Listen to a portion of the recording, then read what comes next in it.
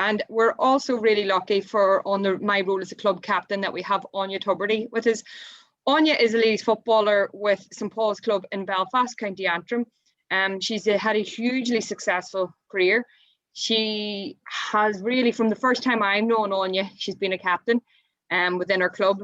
I've probably known her since she was playing under 12, but I do distinctly remember her bringing home the Féile Cup to St Paul's at under 14 level, coming through the gates. And she's really been a leader and a captain of her club ever since then. So she's probably one of the players that I know that has been a club captain at under 14 level, 16 minor. At minor level, she captained her club to win an Ulster Minor Championship. And then she's went on to captain St Paul's, both to being a county champion, then to being an Ulster champion, and to an All-Ireland Club Championship just there in 2019. So she definitely knows one or two things about being a captain. So it's great to have Anya here this evening. And then she's went on actually, and she's had a role of captain in her county as well. So hopefully Anya shares a lot of knowledge with her, and it's brilliant that she's given up the time with us tonight. So I just want to welcome Anya and thank her. Thanks for having me, Claire. So without any further ado, folks, we'll get stuck in. The aims of tonight's webinar is to explore the role of the club captain, key ways to communicate and be the link between the teams and the coach, how to cope with being the captain, and exploring your own leadership style, tips on building a good team environment. So they're the topics we're hoping to cover this evening through some general chat and getting you to think about how you progress yourself as a leader and as a captain in your team. So I'm going to start off with a few polls just to see what audience we have in tonight. So the first question is really easy. What is your role in the team? So anybody who's on here tonight, if you just click on what your role is you currently have in your team. Is it the captain? Are you here as a coach? Or are you here as a player that would just like some further information? It's great, loads of responses coming in. That's nearly them all voted in. Perfect. So just for our knowledge, we have 48% of attendance tonight. We do have captains, which is brilliant. And then we have 52% of players. So that's excellent. It's good to know what audience we have. The next question I have for you folks is, in your team, and this is sometimes can be important, who decides on the team captain? Is it A, your teammates, or B, coach or manager? I'm just going to put the polls up there again for you.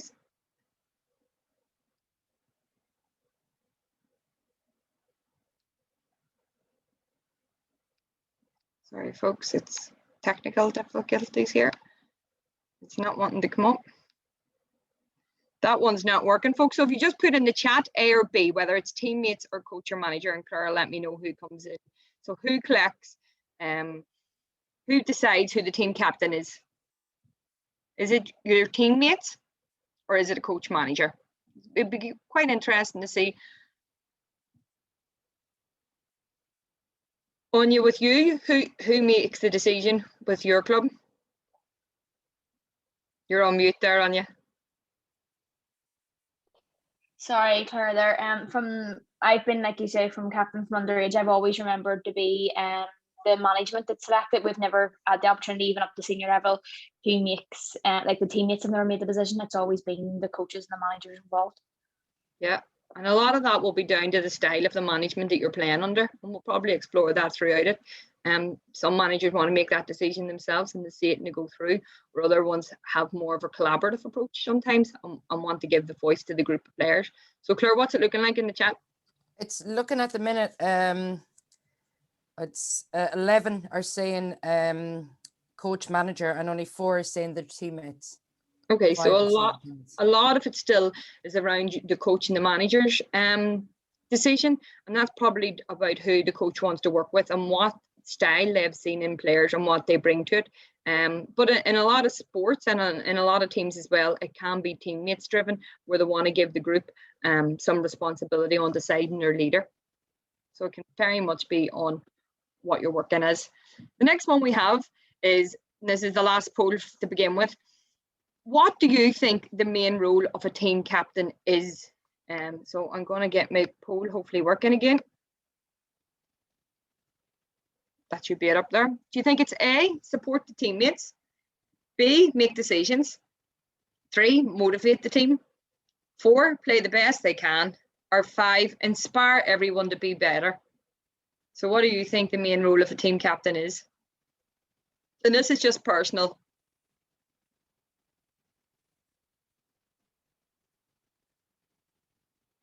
Yeah, lots coming in here. We're not making it easy for you. It's a tricky one. Okay, that's majority have answered. So I think this is very interesting. So I'm going to share the results with you. 32% believe that the main role is to support their teammates. 36%, which is the lead, is to motivate the team. And 32%, so equal again, is to inspire everyone to be better. So it's really split. Nobody's really going on about making decisions or playing their best. And I think what we can take from that is really a good team captain should have all of them, should have mixes of them all. And that their role should be to definitely support their teammates, to help in the decision-making process, to motivate their team, because they should be wanting to motivate themselves and the team. Hopefully they're going to try and play their best every time they go onto the pitch. And I think a big one is to inspire everyone around them. You know, if you can create that in your team as a captain or as a player, you're really going to go into success. So it's just some food for thought when we begin. So I'm just going to define what a team captain is. So team captain, in team sports, captain is a title given to a member of the team. The title is frequently honorary, but in some cases, the captain may have significant responsibility for strategy and teamwork while the game is in progress on the field. In either case, it is a position that indicates honor and respect from one's teammates, recognition as a leader by one's peer. So you can really see there, that's what the basic meaning of being a captain is. And every sport will be slightly different. If you look towards rugby, you know, their team captains have a huge role to play in the fact that they're the only ones talking to the referee and they're making calls. And within ladies football, I think our own captains always have a huge league to play, but it's slightly different. Some of them, again, will be dependent on the group and the management around them, whether they have an influence on and off the pitch. But a team captain, and I think the big one there is, it's a position that indicates honour and respect from one's teammates, and you're the leader of your peers, and that's something that we will cover throughout this evening. So I want to get started and get your input on this. If you just put in our chat, what qualities does the team captain need? So in your opinion, what qualities do you think a good team captain needs?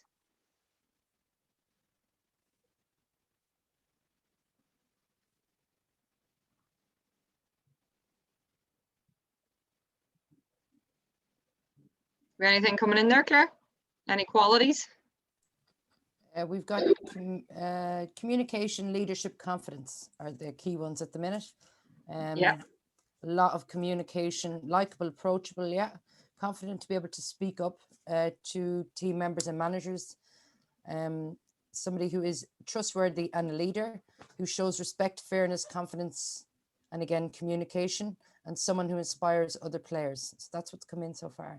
So I think that's brilliant. They've hit a lot of them. And I suppose... Just one more there, the link between players and the management. I think that's just another one.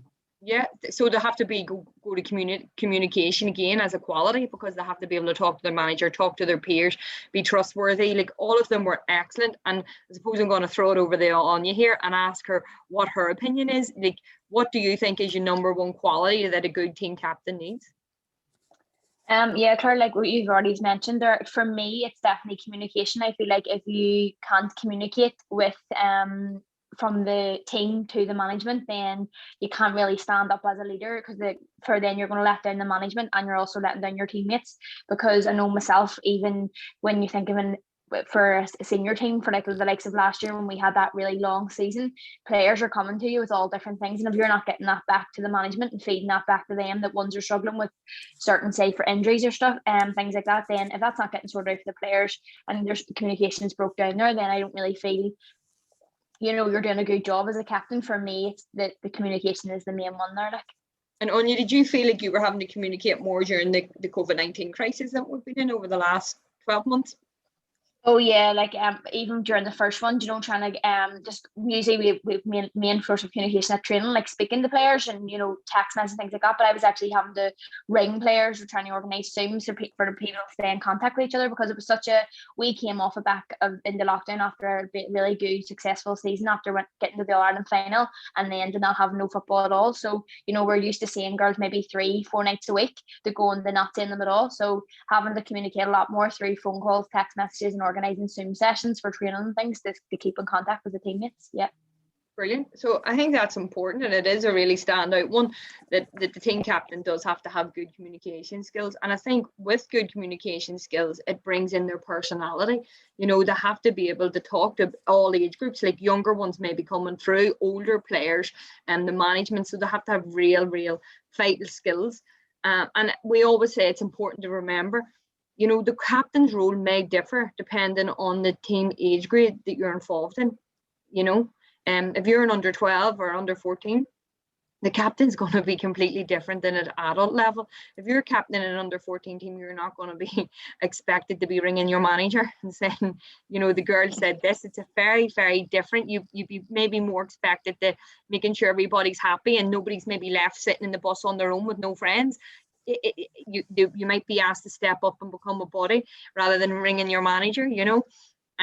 Many teams now have a leadership group as support with their captain, and that's a big thing that's came in. The leadership group, where not all the pressure is on one person, that a mix of people, maybe it's all senior players in the team, or maybe it's a mix of, as I say, maybe minors are breaking through into your club team and you want to get a minor involved in that leadership group to say, look, the younger ones aren't happy, they feel really left out here, or whatever, or we're really happy, we love training, we love coming, whatever it is. And I know there's a lot of emphasis now on these leadership groups that are there to support the captain. So the captain gets a feel of everything, that what everybody's happy within and around the club. And another big one that sometimes we forget is not all players are made out to be captains, so it's okay to say no. So it's a choice. So if you're asked to be the club captain and you don't think, you know, you think, look, I don't think I have the personality for this, I'm far too shy, I just don't think I would be good at it, it's going to really put pressure on me when I go out to play and I'm going to be so stressed about it. Explain that to the manager, say, I'm really honoured, but I just don't think I have the skill set to be the captain and leader of this team. There's no, you know, you can do that. There's no problem with that. And I might just throw it back to Anya here, because, you know, she's one of these people that I know that has been a captain from under 14 level to adult club level. Anya, how did your role change maybe through the years?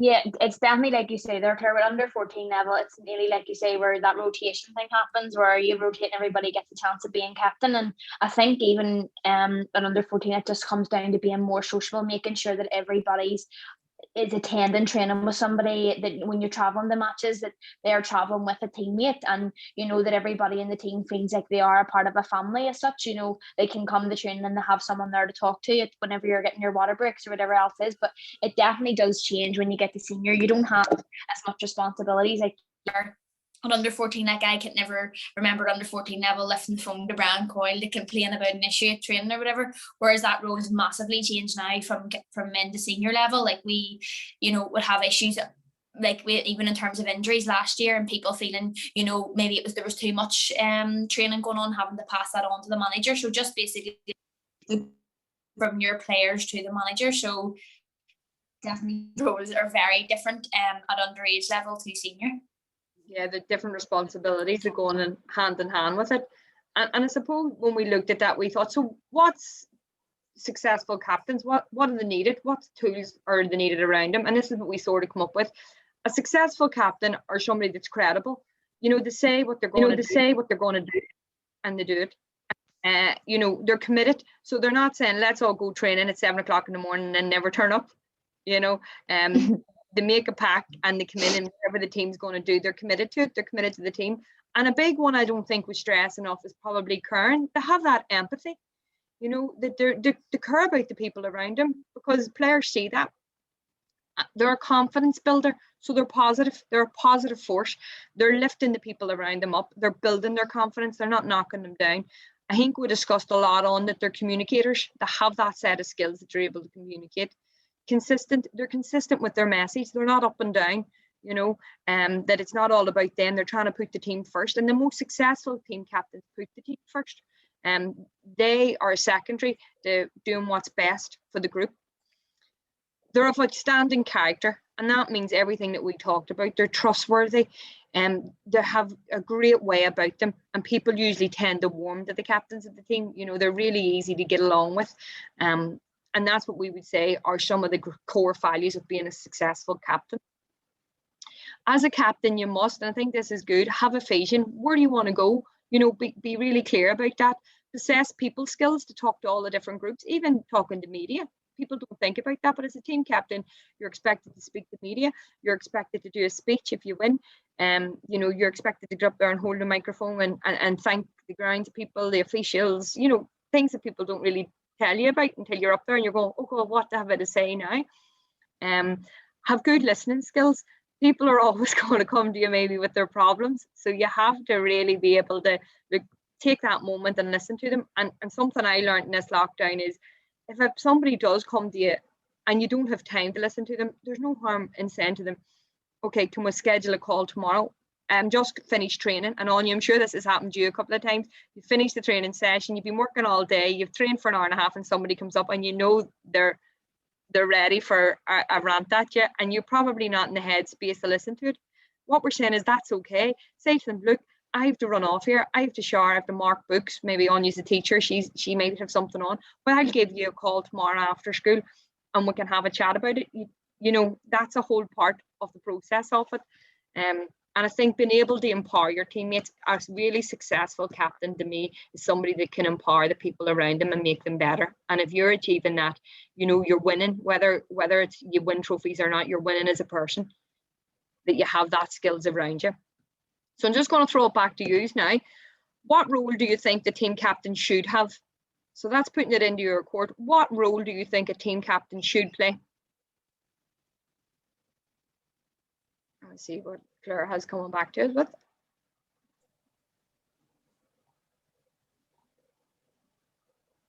I'm just waiting for some responses there, Claire. Just from the last one, someone said a captain should define the team's values and cultures. So I'm not sure, maybe if Anya wanted to let us know about that, what she thinks about that. Yeah, that's a good one. Anya, would you shape the key cultures within your team? It's something. No, I wouldn't say it would be. No, I would say it has been mentioned. You know, obviously it would be mentioned, but I wouldn't say it would be something I would hone in on. No. Claire, is there much coming in there? Motivating people to achieve their best for the team and motivating the team, leading by example. And again, more motivator and be the link between the players and the management. Be a good role model for the people of all ages in the club. Ensure teammates are comfortable and happy, and act as a communication path from teammates to coaches. I think the role model is a huge one. It's something that we hadn't really planned on touching on either. The team captain's a huge role model, even going back. And I know myself, Anya, you go back and you coach. Is it the under 10s in the club? Yeah. And you're a real role model to them. And you think, how do you feel about doing that? Is it your role as a captain, or just your personality? I would say that having the role of the captain obviously helps for them to look at me as a role model, but I think it's a lot to do as well because we're a successful team. You know, that's maybe why I'm a role model for them, but I would say there's an awful lot of role models in St. Paul's, you know, but definitely maybe helping them as their coach, and you're there week in, week out, showing them the skills, so they maybe think, Anya knows everything, you know. It's just giving her something, or gives them people to look up to, and when you're there each week, I think that just adds to it, really. And I definitely do think it does, because I think being a team captain, you are an out-and-out role model straight away, so it's really important for younger ones to see that within a role. So some really great points there on the role of the team captain, and I think we've talked about a few of them already. So speaking to mentors on what role they want captain to take as different from each team, and I think that's really clear. every team is going to be different throughout Ireland. They're going to be a different group of individuals, a different management team. And you have to make clear that when you're the captain, you know, what role does the manager want you to have? Some managers have a real holistic approach where they want the team captain to come in and have their say and say, you know, what's your thoughts on this? Go back to the girls and feed back to me on A, B, C, and D. And, you know, you will still have a lot of managers in this day and age that don't want to hear from the team captain, you know. They just, their role is to them, go take the toss, keep the girls happy, and that's it. So it's really important that your expectations as the captain and the managers line up, because if you are running over and saying to the manager, well, actually, I'm the team captain and I think we should be playing a system of a sweeper, take a corner forward away, and let's play an extra defender, you know, the management is going to say, we're the management team, you're the captain. So it's really important that you have clear lines of where you fit into the system, so that nobody gets annoyed because you're not getting upset that they're not listening to you now, and your relationship doesn't break down. So make sure you outline where you all sit in terms of what role they want the captain to play in each team. Communication is always key for everything we talk about. The lines of communication are open and you're able to talk to somebody, tell them how you're feeling, bring it along. Lead, and this is a big one. People say lead, what do you mean by lead? And I would often say lead by example. You know, I'm going to run through a brick wall for somebody that's going to run through a brick wall. So you're much better sometimes by your actions than by your words. Lead by making training every week, training at 110%. People pick up on that. Teams pick up on that. Support, let them know you're there. You know, it's even, and it sounds silly, but a captain should be saying hello to everybody throughout some stage of the training session.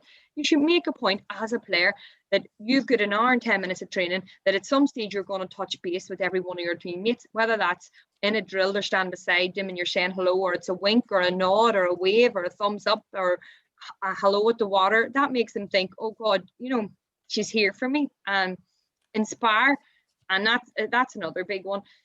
You have to, and you're inspiring the next generation, you're inspiring the people beside you, you're motivating them, you're driving them on, and a lot of that comes from within, and you're bringing them with you and empowering them to come with you. You're representing the members of their appointed team fairly and consistently at all times. So you actually have a role and a duty to your team. So how you act is really important. Different age groups, different roles, e.g. under 14 versus senior captain, as we said, completely different spectrums between what's expected of you and what you should be delivering. You're a role model. And one thing people don't often think of, you know, team bonding, it should be the role of the captain to try and get a bit of team bonding going, because they're trying to create a culture within the team, and they should be taking the role in that, because they're seen as the leader of that group. And, you know, I suppose, Anya, just back to you, what sort of is your main role in your team as team captain? I definitely do agree. I think would be the lead, you know, to kind of be a voice, and then that is as well on the pitches, like you say, like actions have to speak louder than words, really. You know, you can't, it can be all words and you can stand up and you can say all this, but unless you're actually carrying it out through your actions, then don't really think it's any worthwhile. But for me, I think, like you say, just always being at training. When you are training, you're not going through the motions, you're always giving 100% to training, so that kind of leads into a match day. And then again, like you say, just being that support network for people, especially at senior level. People have a lot of issues. You know, you're dealing with adults. People have issues going on in the background as well as football, and they're bringing the football, maybe going through a hard time. So just letting them know that you're there for them. And again, like I've mentioned here before, the communication, just communicating to them on a daily basis, always staying in contact with your team, and like that's massive now at the minute with COVID going on, and you know, keeping in touch with everybody, making sure everybody's okay, because it's been a drastic change for them from going from 4 nights a week seeing each other. And a lot of us would meet up after training, go for, like you said, like team bond, things like that. Go for food. So even not being able to do that with your teammates, but just staying and connected with them and being the communication, I think, is the main one there. Yeah, and completely just want to jump on, I suppose, reiterating the support one. You forget that people have different things outside football, and when they come to football, that sometimes you have to be aware that there's other things going on, and they might lean on you and trust you and open up to you, and it's an important role for you to play to get that across the board. So to be an effective captain, we've got it down to 3 things. You have to have motivation, motivated internally and externally, that there's a purpose. You're not just going around with your head in the clouds, and that comes with the direction. And if you as a captain can get all of them all together with your qualities, you're going to move in the right direction. You're going to have them goals set, and you're going to bring and empower, hopefully, your teammates to come along with you. I'm going to show you a wee video now, folks, and you can comment in the chat what you think of this. What kind of captain do you think this is? And does it ring a bell to any of you?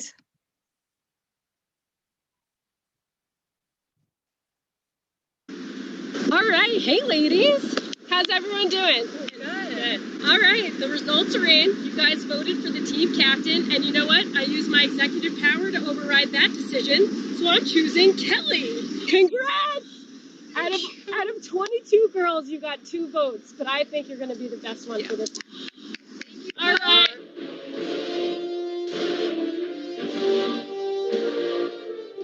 All right, ladies, so we're going to do a 5v1. It's super realistic. 1 defender, 5 people against her. Just make sure you contain. Okay, so that's not what we're going to do, okay? Coach said 5v1. We're going to do a 6v2. It's better for being more realistic to the game, okay? I want you to be in a penny. You're going to be in a penny. We're going to be together because you're the best one on the team, okay? The best one on the team. This feels right. In the woods. Someone go get that. Guys, someone go get it. I'm not going to get it. Someone get the ball. Come on, Coach. Coach, hustle. You're weak. No. Okay, lean over the ball right now, okay? You have to put your chest over. You want to get it right in the hand, okay? You're being a little sloppy, so just a little better than that. Okay. Just like me. Just like me. See? Better than you. See how I'm better? Someone pick up the cones. Let's go. Pick them up. All right, ladies, so we're going to do a 4-4-3. Back 4's here. Becky, you'll probably be on the left side. No, Becky should be on the right. Jen should be on the left. You're right. No. Christina, no, Christina sucks. Put her on the side.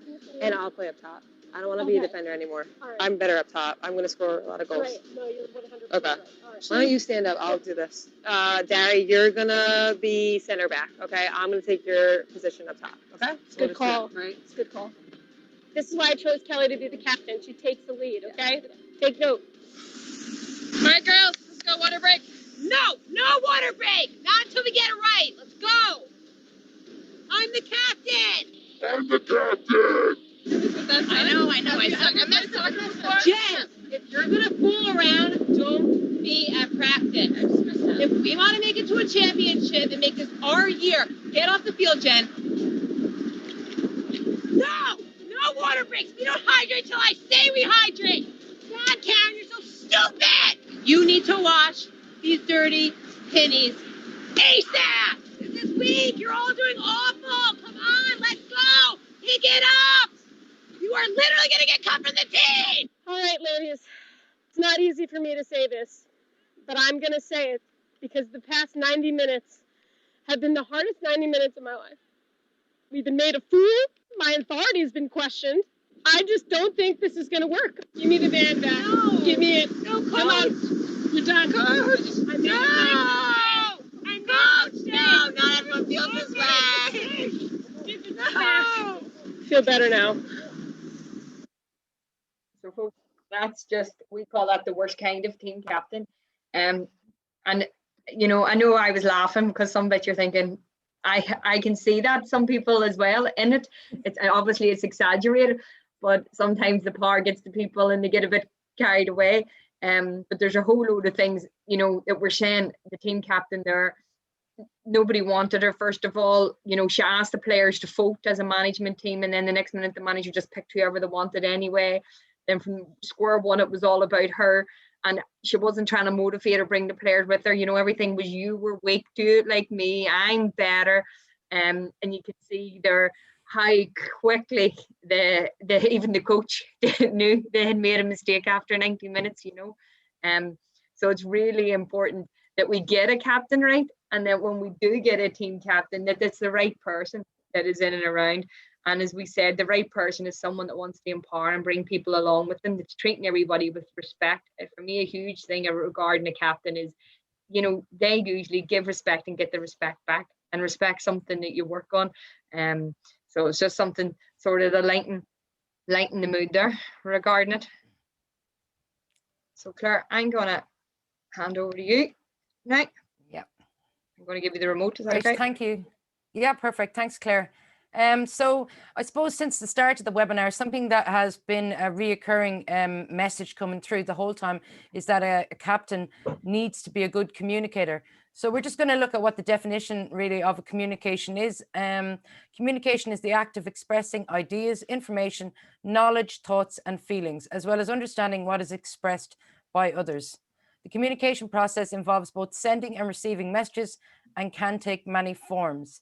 So it's important as a captain that you understand, you can see there, the thoughts, feelings of others and how it's expressed. So communication is not always verbal. It's very important for a captain to be aware that there can be non-verbal cues. It could be the person's body language. It could be their face, you know, their expression on their face.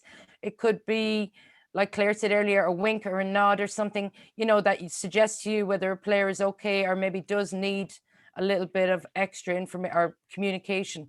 So it's just important to understand the communication process can be verbal and non-verbal, or through signals or different aspects like body language.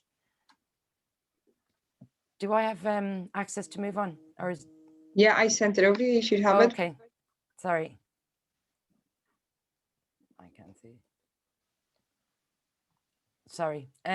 So in terms of communication, as a club coach, or sorry, as a club captain, how would you rate yourself in relation to effectively communicating with your coaches?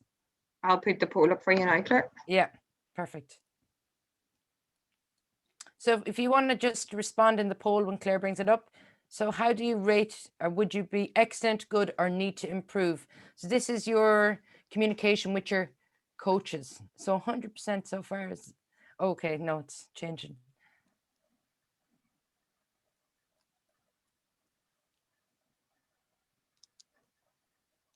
You got a bit of a mix, Claire, coming in from my side. Yeah. So I'll just share the results with you. Okay, brilliant. Yeah. So as you can see, 21% rate themselves as excellent, 63% are good, and 16% need to improve. So I suppose it's important just to ask yourself that question. You know, is your communication effective? Are you communicating with your coaches in a positive way that gets results if you are the captain? And is there ways in which you could maybe approach things in a different way that would be more effective? So how do you rate yourself in relation to effectively communicating with your teammates?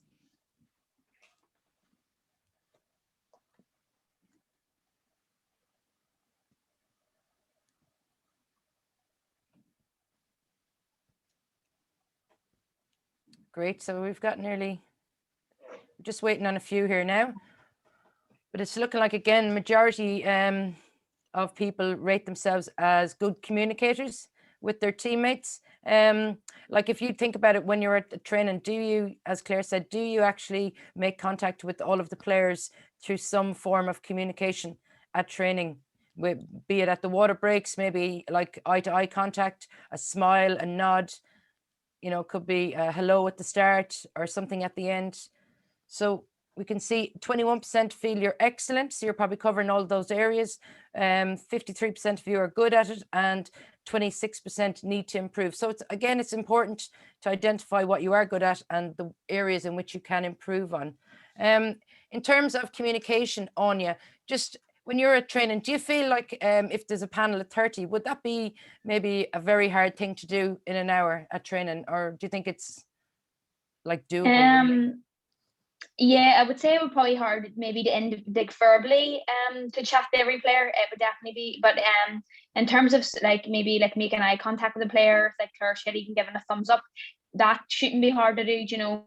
Just as long, I would say, definitely in our club, if I was down chatting to a player through a drill, you know, you would get the head taken off you quicker. So you'd be better off just maybe a wee thumbs up, or even at your water break, if you haven't got over someone, go have your water with, instead of who you were doing the drill with, go have the water with who was over at the other drill, or, you know, mix it up so that you are getting around everybody.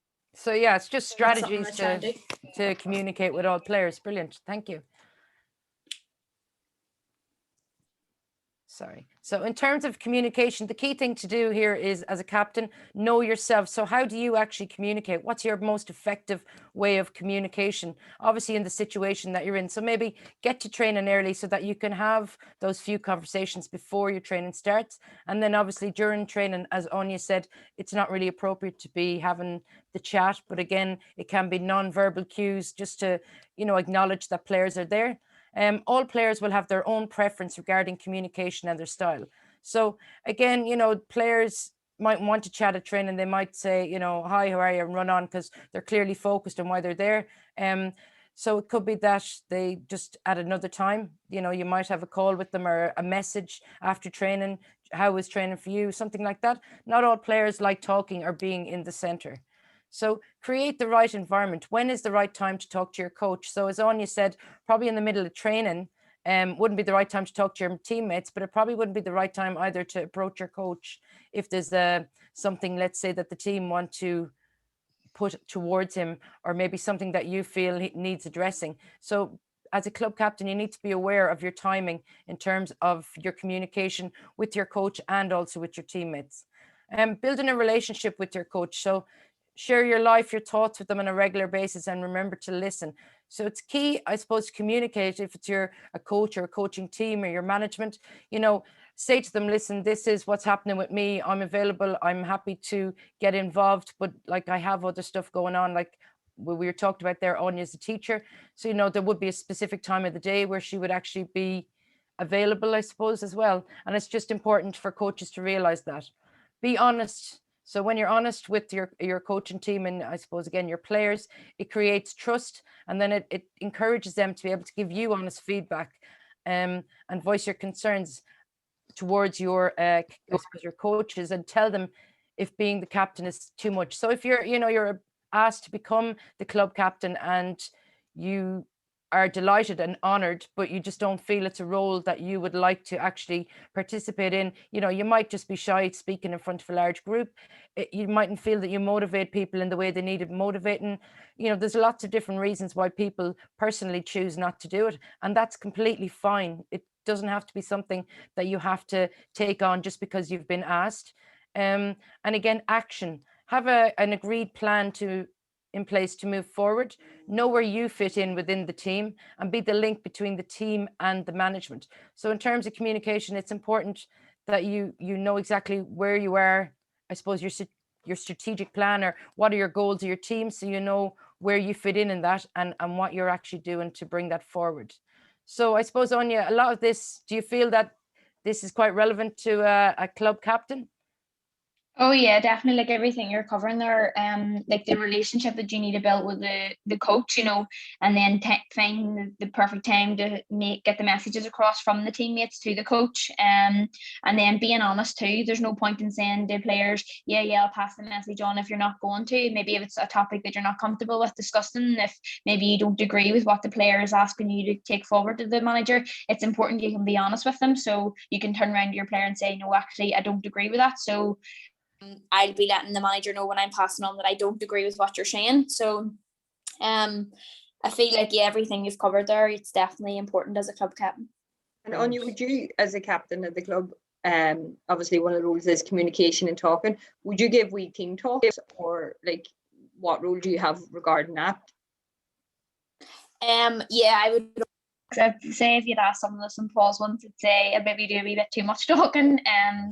But no, I feel like they're important. But once the manager has their say, it's good as well to come from a player, that the girls are going to be getting out to play alongside against. So I would always do team talks prior to the game, and even sometimes I would chat to the girls maybe our last session before, and we would always say a few words throughout training as well. So it's important that you are vocal, I think.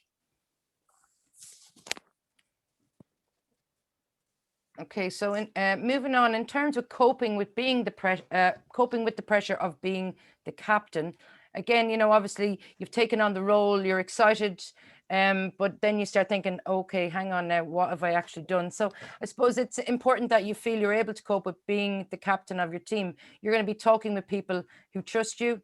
It's important that you would have a leadership group around you, so that there is other players that will support you in terms of the way you're trying to help the coaches lead the team.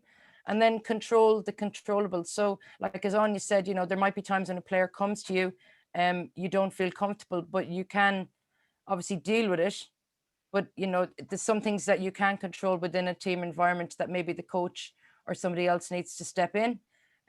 Find a way, find your own way and be yourself. So, you know, you've taken on the role of being a captain. It doesn't mean overnight you have to turn into the girl on the video, you know, where you feel like you have to lead, you have to, you know, decide, yes, I'm the best now, so I'm the captain, so I have to. So it's important, you know, you can fit in well within your team without actually maybe, I suppose, overinflating other players or deflating them as well in the way you actually behave.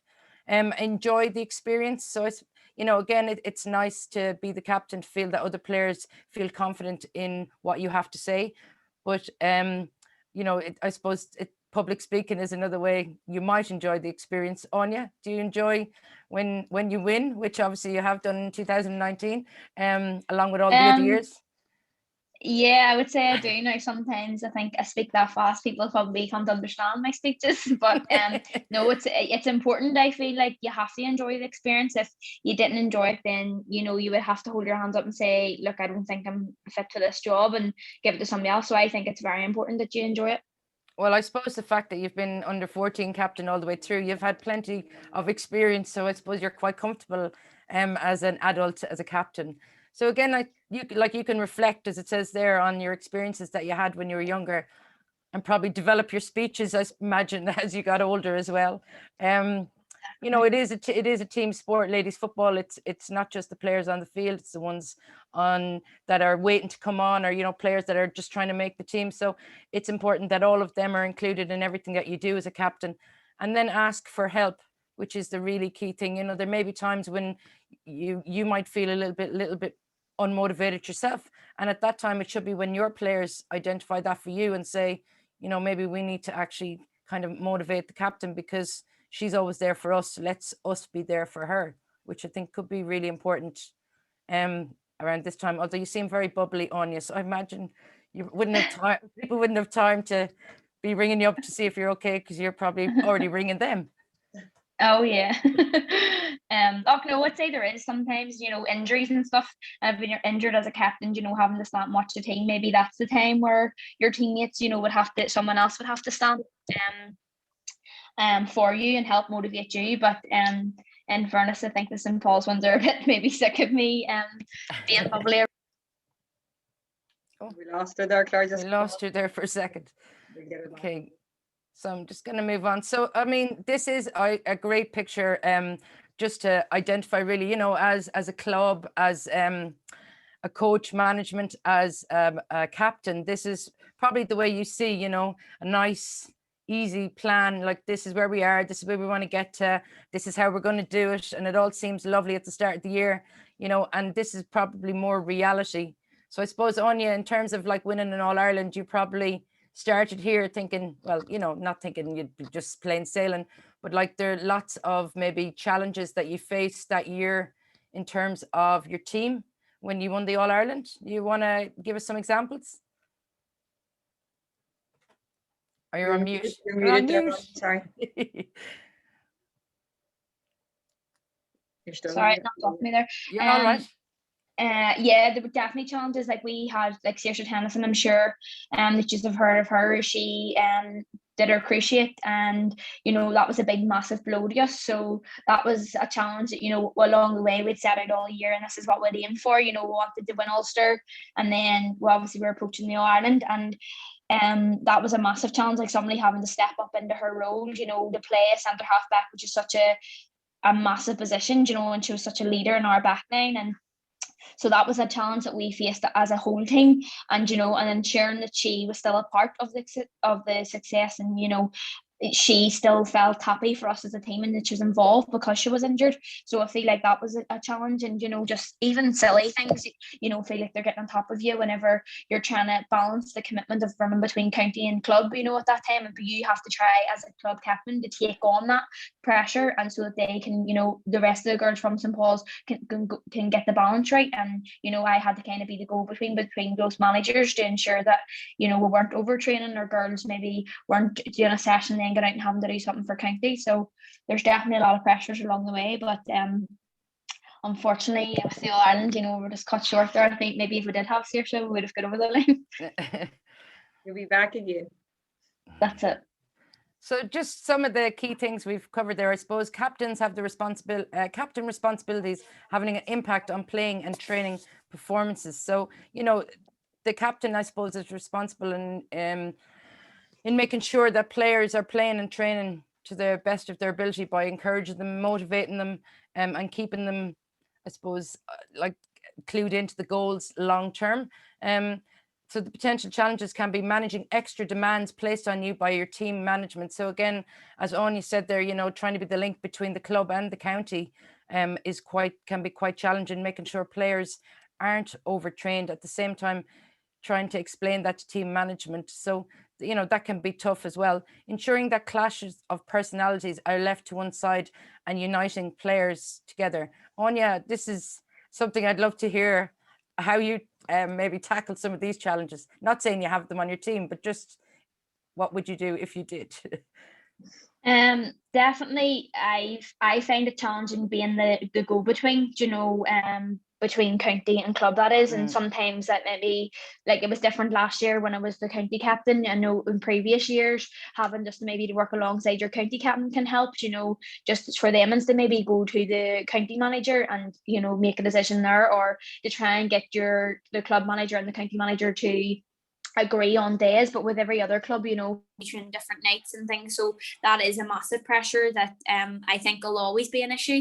In terms of the demands on your teams as management, that again comes into the point if your teammates are playing for county and they're training 3 nights a week for the county and three nights a week for their club, trying to get that balance that people aren't overtraining, so it was going to result in injuries which will affect both teams. So I feel like that's a massive demand, and that has kind of one that has been most common for me. About the clash of personalities, if they I know you don't want to say it because they might figure out who they are if you do. Yeah, in every team there is going to be a clash of personalities, and I even notice it the difference, maybe younger ones coming up and maybe pushing the older ones off the team and them not getting their place, and trying to make sure that everybody's a part of it, and that everybody gets on. But there's always going to be that clash. But for me, I think it's more about just building that everybody has the common, regardless of your differences, everybody has a goal to win, and that's what I kind of use to help solve the conflict between players.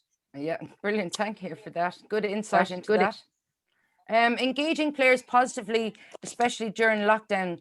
So again, I think we've kind of covered that in terms of, you've said there that it's phone calls, it's lots of Zooms and getting all the players, I suppose, linked up together virtually, building a solution and building a solution and goal focused environment. So, rather than having lots of problems and no one ever being able to see past the problems, actually building, if a player comes with an issue, then you kind of come up with a solution and set a goal in order to actually build and move forward, rather than just constantly having problems. Actually saying, let's think about what the solutions are. How do we get there? Dealing with players not pulling their weight in training and preparation. So, that can be a hard one for a club coach, especially to say to another player, I don't feel, or, the management have noticed that we don't feel like you're pulling your weight in training and preparing for games. Because, in some ways you are a player as well as a captain, but then you are in that position because obviously the management feel that you are the person that can speak to the players. So I suppose it can be a challenge depending on the personality of the person you're actually speaking to. So I suppose tread carefully might be, I don't know, Anya, what would you do in that situation? Or is it something, would you have advice on that? Yeah, kind of what you said. This depends really on the person, maybe just to pull them aside after training if it's the type of person you maybe think there could be issues going on, maybe outside of football, and just be like, is everything okay? Maybe approach it that way. But then if it's somebody who gets in the car and shoots on straight away after, just maybe a phone call, drop them a text message, maybe even just letting them know that they're there, just be by you reaching out to them just shows kind of that you are there for them, and then that's where you'll really find out if there's any issues, really. But it comes down to caring and supporting them, really, I feel like. Yeah, and maybe giving them the space they need to kind of vent before you actually have that conversation, because obviously if you have it too soon, it could go wrong, maybe. Would you ever use Yeah. the strategy just of like reevaluating your goals? So instead of maybe, like I could see this being something sensitive, maybe at under 16 or minor, or maybe even at adult level, some girls, and you feel just your thoughts on it, like they're not pulling their weight in training, and there might be a couple. Is it an opportunity to sort of talking to it as a bigger group instead of singling one or two out? Have you ever used that sort of way around it? Yeah, particularly if I'd say over the years the things have changed, where there's two fellas that come in with us now, Don and Duff, and I'd say from they've come in, they would approach more things like that because they don't really have the experience. Most of their experience was with boys, so coming in and taking girls, and they were going, oh, they're so sensitive, and they didn't know how to go about it. So that's how they've kind of approached things, doing big groups and saying, we have noticed a select of girls, and maybe do it that way and say, as a team, we think are slacking here, and that's what way they would address it. Great, thanks Anya for the interaction. I'm going to hand back to Claire now, who's going to continue with the next section. Thank you. Yeah, I'm going to get the screen back here. So we're going to go on to leadership, which is a huge part of sort of wrapping up everything we talked about tonight, but really important, and really about leading on and off the pitch and the importance involving around it. You can't underestimate that, the leading on and off the pitch, and being a captain has to have. So what I want you to do to get you back engaged, guys, is I want you to think of a leader you admire. So just where you are now, think of somebody you admire, and if you drop a couple of names into the chat, that'd be great, just so we can have an idea. So think of a leader you admire. And I suppose, seeing as it is International Women's Day, I imagine it's all going to be women that they're going to come back with, females, yeah. So who's a woman you admire? Who, me? Yeah. I suppose Katie Taylor, Jenny Murphy, I suppose Niamh Fahey, girls like that really have set a goal for themselves and really hit the goal or aspire to be the best they can be in their sport. What about you, Claire? I would say Mary O'Connor is somebody and a leader I admire. She's a dual player for Cork, and she happened to be my boss for a while, and just a real somebody I really admire for her on and off the field qualities, and just a brilliant leader. What about you, Anya? Well, I admire a lot in sport, but my leader, somebody who I've always looked up to, is Martina Anderson, just because she always stands up for what she stands for, and she always preaches about where she came from, and she doesn't forget where she came from, really. So that's somebody who I've always looked up to, really. What about the Chackler? Who's coming out strong? So we've got Michelle Obama. Erica has come out with her county manager, so I'm not sure if that's male or female. Cora Staunton, Phil Healy, and Katie Taylor. We've got Sinead Ahern, Rena Buckley, and Serena Williams. Yeah, some really strong characters and leaders there. Rena, another great sportswoman, delivering on all the stages, all of them. So I want you to think of them leaders that you admire. What is the qualities you admired in them? So we all admire somebody for a reason, and you don't have to share it with us, but I do want you to take a second, especially as Claire says, it's International Women's Day. It's a day we should all be even prouder than normal. Why do you admire that person? And I think that's the thought process we have to go through when you're talking about a leader. They're a leader, but why do you like that? What makes you think of them qualities and feel, I want to be like that? Because usually that's what it is. So what is leadership? It's influence and inspiring a group of people to maximize their efforts in order to achieve a common goal. That's what leadership is, if you're doing it correctly. You're bringing everybody together for maximum effort for a common goal, and everybody's goal and each team's goal will be different.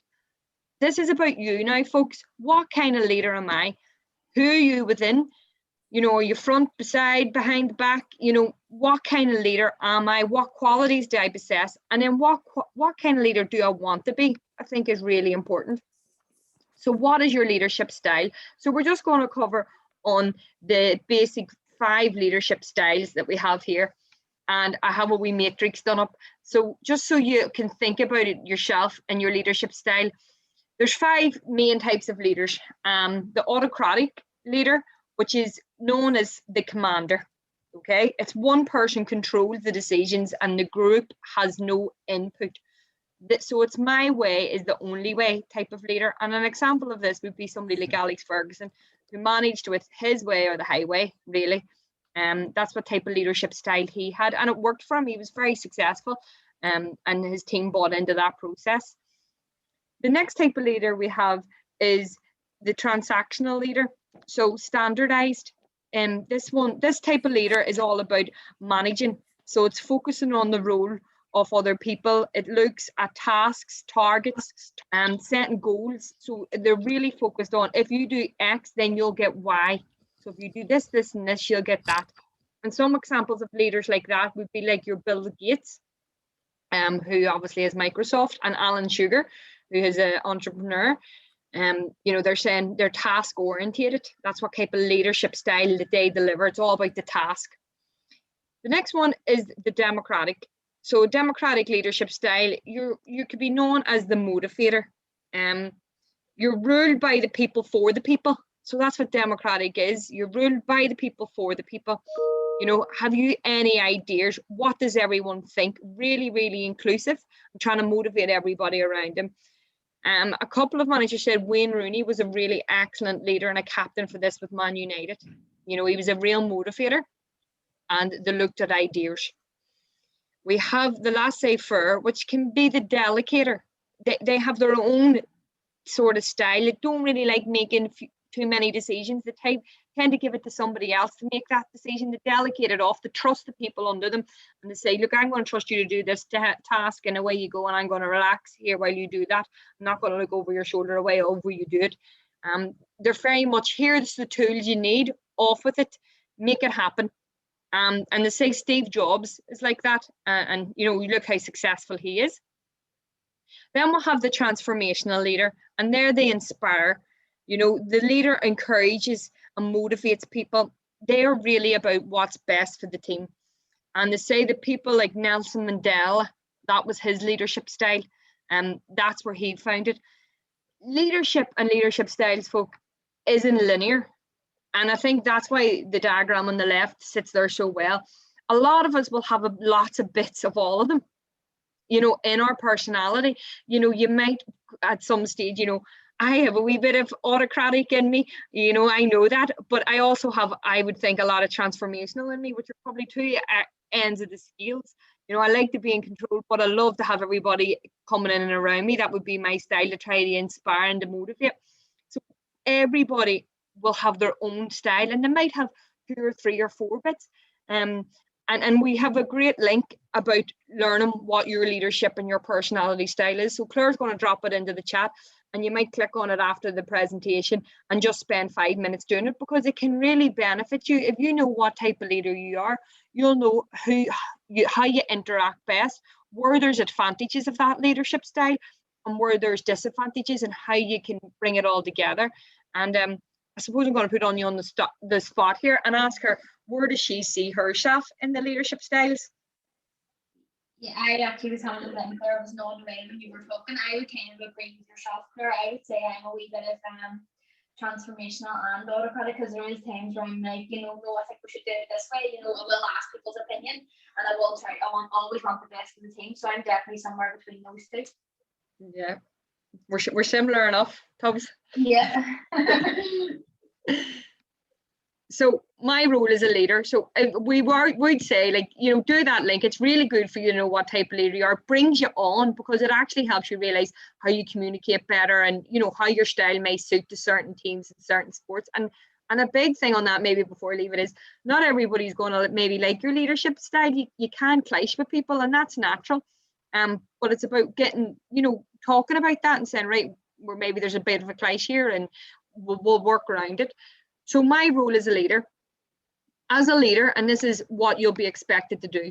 As a leader, you're expected to set an example through your actions and attitude. You're the role model.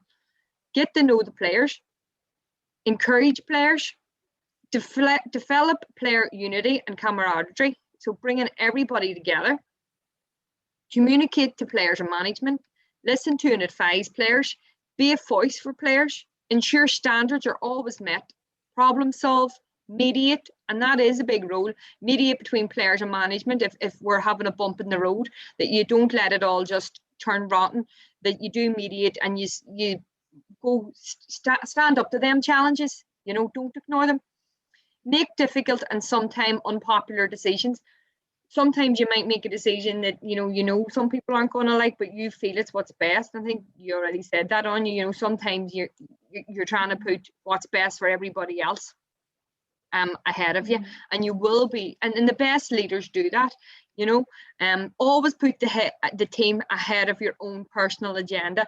And I have it wrote down here in my notes. I was just doing some reading again this afternoon coming up on this topic, and I just thought I'd have to read this out to you. I just thought it was brilliant. I was reading an article and it says leaders of history's most dominant sports teams. So I was reading about the top 16 most dominant sports teams in the whole world. And somebody did a survey and said, what common attributes did all the leaders have? And this is what the quote to come up with. And I just thought it was really powerful. Leaders of history's most dominant sports teams took risks, engaged in dissent, embraced grunt work, and hated giving speeches. And I just thought that was so powerful. They did the donkey work. They hated putting themselves out there because they believed it was a team effort. They weren't afraid to take risks to win. And they engaged in dissent. So what they did is they didn't ignore it. They engaged and they looked at a way to solve it and get forward. And I just thought that was really powerful. So I thought I had to share it with you tonight. So a big part of creating a good team and being a leader is creating a team bond. And I think it's really important because see if they're willing to die for you on the pitch, you know, you will always have a good day at the office, whether you win, lose or draw. That bond is something that will live on with you forever and ever and ever. You know, you might lose a medal here or there, but you'll always remember the memories. They'll always be there with you. And that's what really, really makes a team. And if you can create that bond, you'll really have something special. So set team goals, challenges for training, reasons for doing what you're doing. We're all here for a common goal. Let's make it enjoyable. Buddy players for communication, particularly younger ones. And this is really important. If you have younger ones coming up into your senior team, you should be buddying them. You should take a couple of the older players to the side and say, will you keep an eye on Sarah for the season or Jane for the season? And that's someone that they check in on regularly. And that will really bring them, you know, a part of the team. That older players taking the time to take them under their wing, and I think it's really important. And I don't know, Anya, have you ever did anything like that, or I would say maybe it wasn't. Nobody was actually set out to do it, but I would say it has happened, you know, where even amongst some of the senior ones, like I even remember myself, Claire, coming into the senior team when you were there, like Rachel McCann and stuff, and yourself just took me under their wing and kind of looked after me. So I'd say maybe you just weren't set out to do that, but or told to do that, but anyone you just naturally do that. And I would say it's kind of the same now, where a lot of parents, when the younger ones are breaking through, the likes of Nisha Burns and Carrie McConville, you know, we're very young girls breaking into the senior team, and we've kind of just taken them under our wing naturally. And a few of the older girls you'd see maybe dropping them to training, bringing them to training, all that adds to it and makes them feel comfortable. Yeah, no, it completely does. It really, really opens it. I remember you and Kirsty coming in as 13-year-olds onto the senior panel, and our number one priority was making sure nobody touched us. Creating team playlists for running. You can add some quotes spoken in players' voices. So that's a really powerful, maybe even in lockdown, if you're all doing runs, that you are all running off at the same running list, it can really bond the team, and you are listening and sharing each other's music experience. And if you have quotes or pictures to come along with it, it can be really, really powerful for a team. Can managers add a video to a group to discuss things that worked well, you could change, etc.? So being able and open to that, to putting stuff in there to the chat and having an open discussion about it.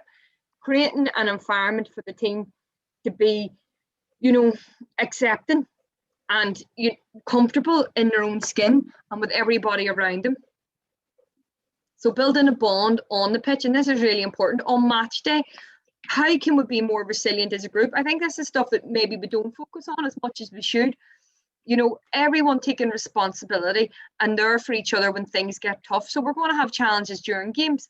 You have to be there for each other and have each other's backs. It's really important. How will you treat each other on the pitch? I always find this is really important. I always say to the teams that I coach now, if a team starts screaming at each other, we have them no matter what, you know. I always say, have our own standards, never use foul language, never speak back to each other. If somebody makes a mistake, you know, we encourage them. If you don't encourage them, you stand on the line with me.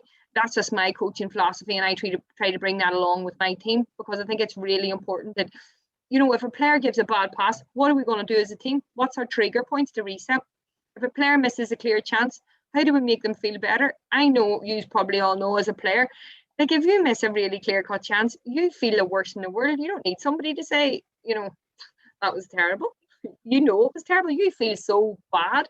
So solutions, mistake strategy, i.e. word. And this is something, I love people to take it away. This is building a bond on the team.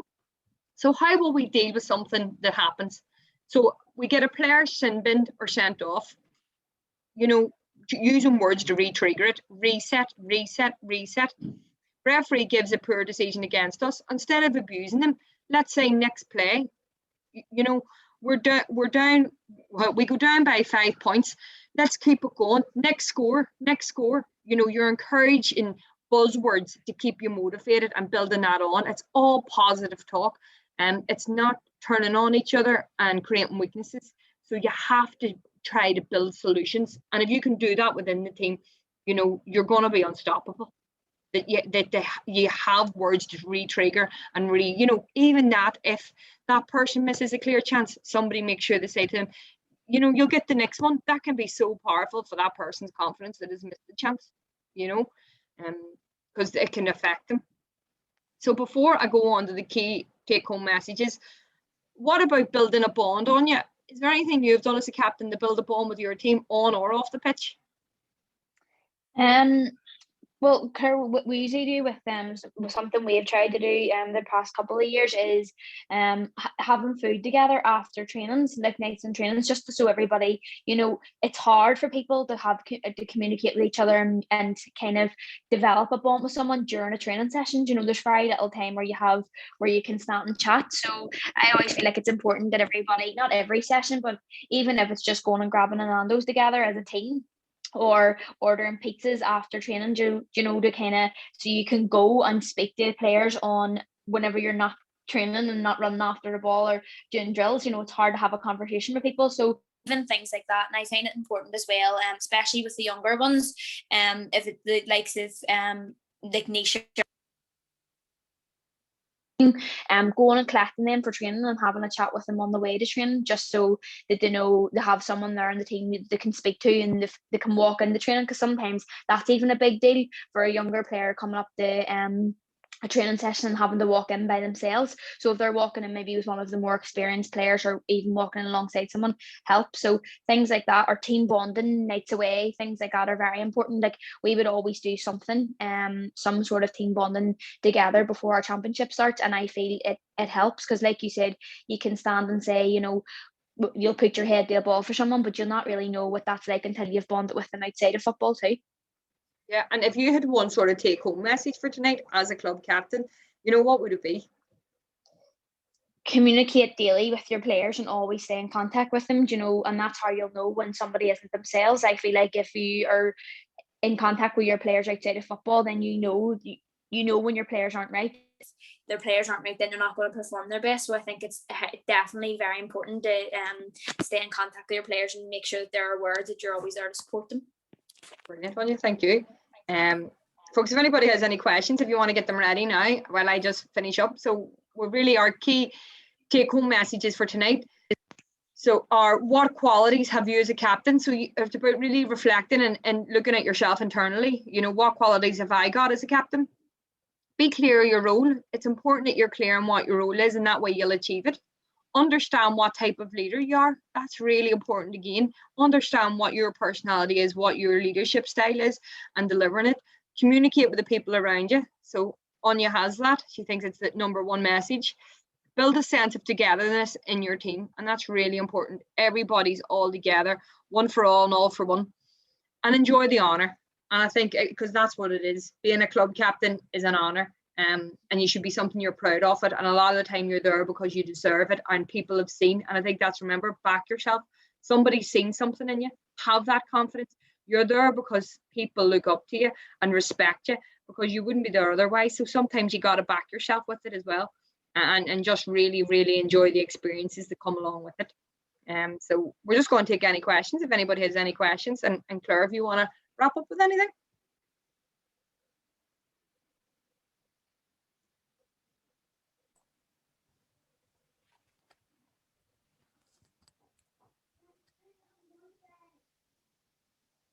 Yeah, no, there's no questions coming in there at the minute. We'll give it another minute.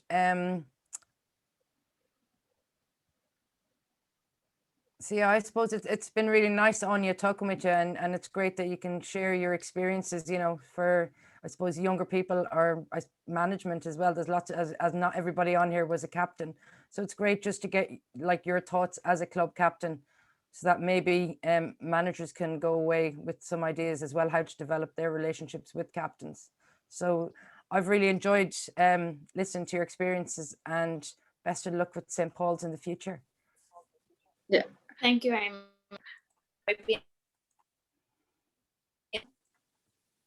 So I'm there going is to do the wee leadership quiz after to see where I am.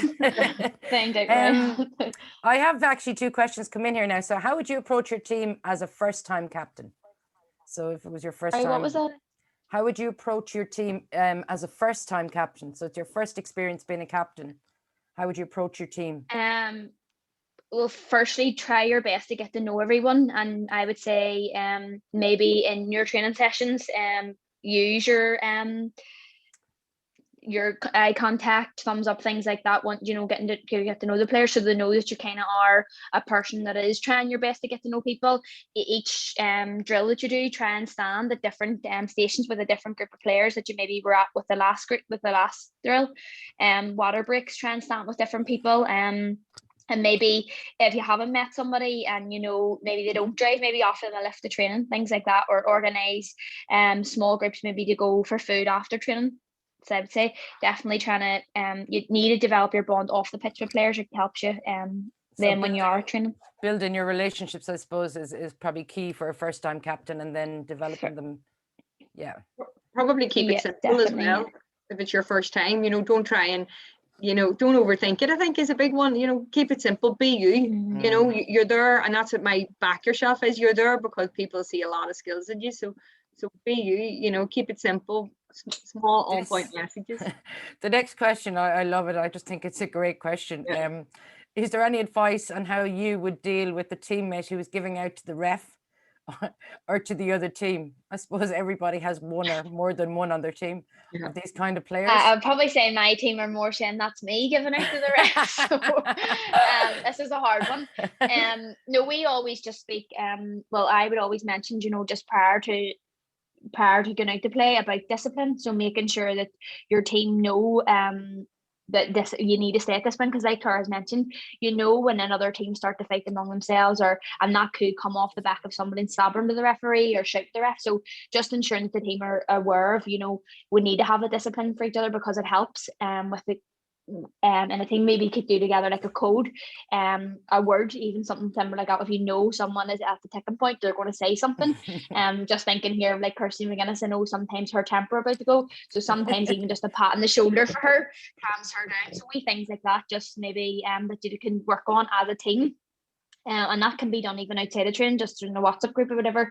Throw something in.